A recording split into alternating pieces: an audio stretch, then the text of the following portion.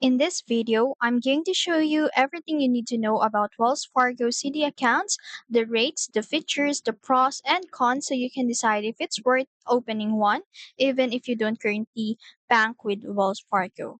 So first off, what exactly is CD account? So a CD or a certificate of deposit is a savings account that locks your money in for a set period of time. And in exchange, the bank gives you a fixed interest rate. The longer the term, usually, the better the rate. Now, let's talk about the Wells Fargo's CD option. So, they offer two main types. The first one is the standard fixed rate CDs. So, this starts with a minimum deposit of $2,500. Rates are decent, but honestly, they're not the most competitive out there unless you link them to a Wells Fargo checking account. So the second one is the a special CDs. So this is where things get interesting.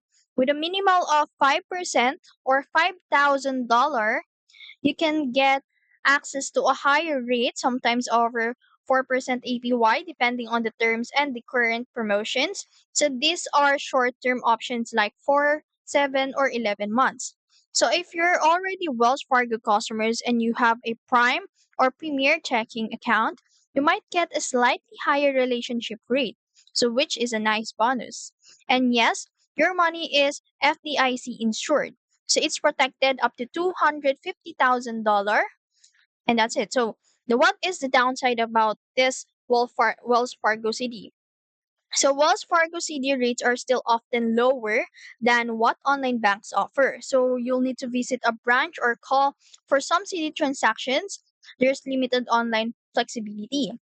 And then early withdrawal penalties apply. So if you take your money out before the CD mature, you lose some of all the interest you earn.